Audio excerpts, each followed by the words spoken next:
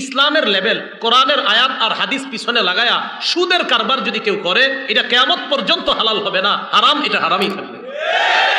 তালাশ করতে গিয়ে রিজিক যদি আসতে বিলম্ব হয়, আব্দুল্লাহ ইবনে মাসউদ বলেন, এই রিজিক আসতে বিলম্ব হইলে তোমরা তাড়াতাড়ি রিজিক উপার্জনের জন্য কোন নাফরমানির পথ বাইছে নিবা না।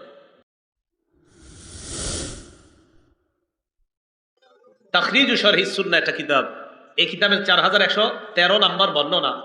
আন আব্দুল্লাহ ইবনে মাসউদ রাদিয়াল্লাহু তাআলা আনহু قال, আব্দুল্লাহ ইবনে মাসউদ রাদিয়াল্লাহু তাআলা আনহুর বর্ণনা, তিনি বলেন, ইয়া আইয়ুহান নাস ইত্তাকুল্লাহ, হে মানুষ তোমরা আল্লাহকে ভয় করো, রিজিক অন্বেষণে তোমরা মধ্যপন্থা অবলম্বন করো।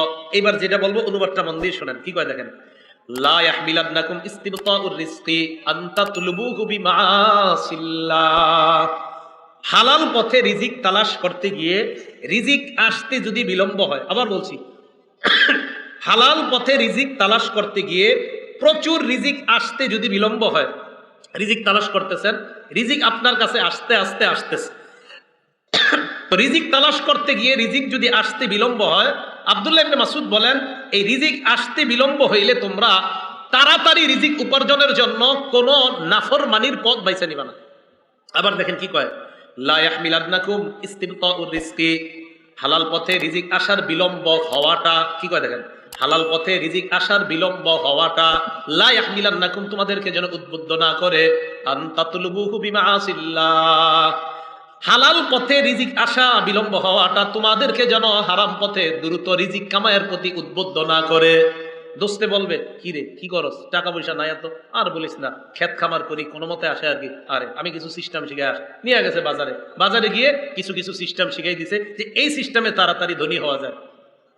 ওলামায়ে কেরামের কাছে জিজ্ঞাসা করছে, হুজুর আমাকে এরকম সিস্টেম দিছে, আলেমরা বলছে এটা তো হারাম সিস্টেম, এটা তো সুদি সিস্টেম। কয় না, এখানে তো ইসলামের নামাজ। কিসের নামাজ?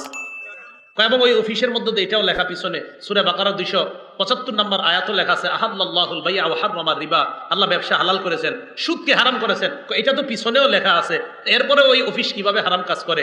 ইসলামের লেভেল কোরআনের আয়াত আর হাদিস পিছনে লাগায়া সুদের কারবার যদি কেউ করে, এটা কিয়ামত পর্যন্ত হালাল হবে না, হারাম, এটা হারামই থাকবে।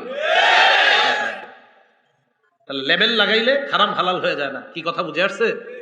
আচ্ছা, তিরমিজি শরীফের 2376 নম্বর হাদিসের বর্ণনা, হাদিসটা মন দিয়ে শোনেন। দুটি ক্ষুধার্ত নেকড়ে বাঘ একটি বকরির পালের মধ্যে পাঠায়া দিয়েছেন, অনেকগুলা বকরির পালের মধ্যে দুটি ক্ষুধার্ত বাঘ পাঠায়া দিয়েছেন। বকরি থাকবে না সব শেষ হবে?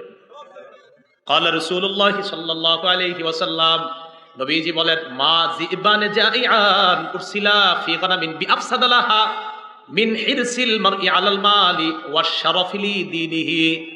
নবীজি বলেন, ক্ষুধার্ত দুইটা বাঘ বকরির পালের মধ্যে পাঠানোর পর এই ক্ষুধার্ত বাঘ বকরিগুলার জন্য যতটা ক্ষতিকারক, এর চাইতে কোনো মানুষ সম্পদের লোভ আর মর্যাদার লোভ যদি করে, ওই মানুষের জন্য তার দিনের জন্য এর চাইতে বেশি ক্ষতিকারক। আবার বলছি, সম্পদের লোভ, মর্যাদার লোভ, দুইটা ক্ষুধার্ত নেকড়ে বাঘ বকরির পালের জন্য যতটা না ক্ষতিকারক, নবীজি বলেন সম্পদের লোভ আর মর্যাদার লোভ একটা মানুষের ধর্মের জন্য এর চাইতে বেশি ক্ষতিকারক। কেন?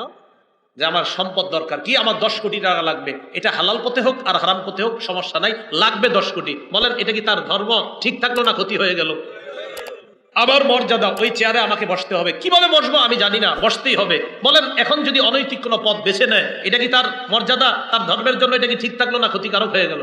তাহলে মর্যাদা এবং সম্পদের লোভ, এই দুই লোভ মানুষের ধর্মের জন্য এতটা ক্ষতিকারক, যতটা না ক্ষতিকারক ক্ষুধার্ত নেকড়ে বাঘ বকরির জন্য এর চাইতে বেশি ক্ষতিকারক মানুষ সম্পদের লোভ অনৈতিক পন্থায় করা আর মর্যাদার লোভ অনৈতিক পন্থায় করলে তার চাইতে বেশি ক্ষতিকারক হয়।